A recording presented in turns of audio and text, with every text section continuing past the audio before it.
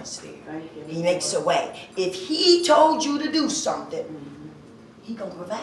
Yes. He's going to provide. When we at a crossroad, okay, he'll tell us which way to go. He puts in our head what he's doing. He shows you the vision of what he's doing in your life.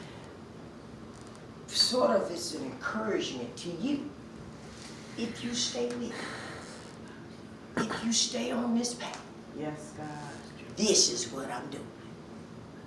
But see, it's the fight, this enemy, and all that through what you're doing that makes it where you want to give up. And that's where you have to stay focused. You have to keep your mind on him. And he will. If he showed you something he gonna do, Bishop Duncan used to always say, if God said it, he gonna do it. And I used to be like, what the heck is you talking about? I didn't get it. But one day I was able to go back to Bishop Duncan and say, if God said it, he gonna do it. He doing it. He doing it. He doing it. You have to believe that he gonna do it. Thank you, Lord. You have to walk in it. Thank you, Lord. You have to pray. Yes, you do. You have to pray. Because prayer is your relationship with him. You want relationships with a boyfriend, a man. You want relationships with your husband. You want relationship with people. But it's the ultimate relationship that keeps you. And that's Jesus Christ. Amen. If you don't have a relationship with Jesus Christ, there's a spot in everybody's heart that's created just for the Lord.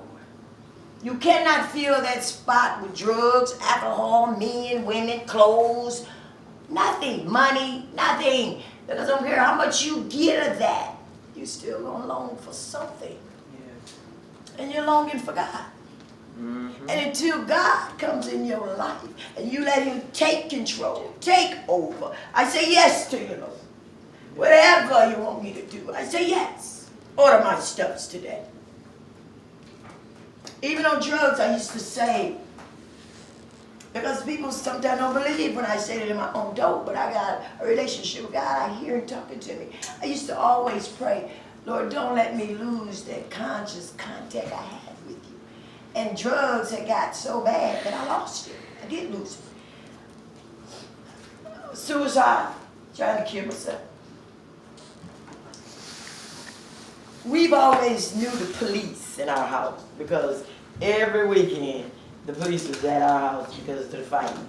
So I started to look at the police as they gonna save us, the good guy, the police, okay? And then as an adult, I end up in a situation where I'm being abused by a police officer, okay?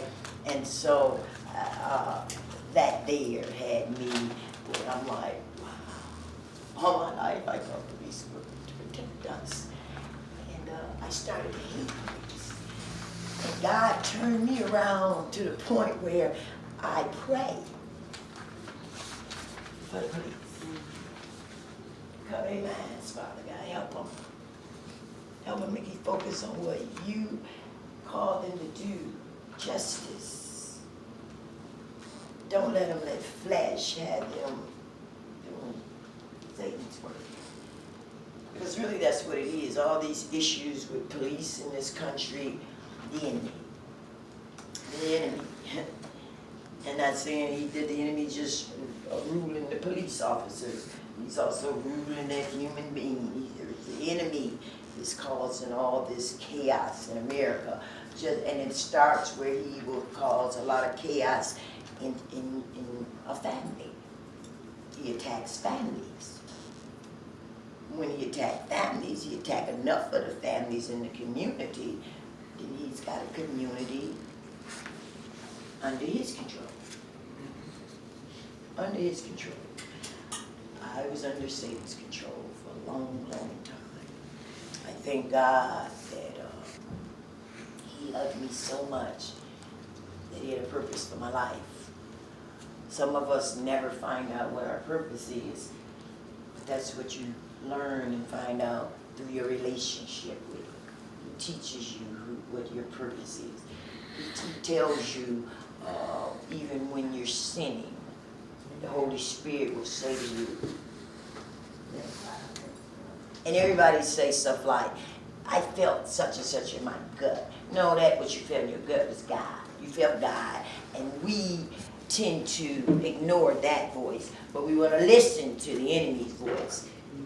We always listen to the enemy's voice, but you have to discipline yourself to the point where you put the Lord voice on top of the enemy voice, and when you do that, you let God control your life.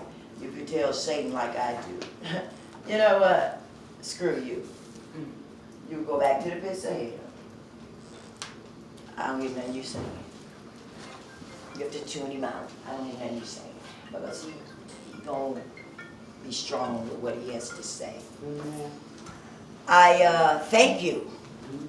Thank you for allowing me to speak what I feel the Lord wanted me to speak. I don't really know who in this room that this word was meant for, but somebody in this room God touched today. Because he don't have his servants do anything unless he doing something. So I don't know who, but God know who. I do know that we all need prayer. So I don't care who we are. Mother Henderson and Mother Jackson is going to be at the altar, and I would like everybody in this room to get some prayer. Amen. Everybody. Thank you. Thank you.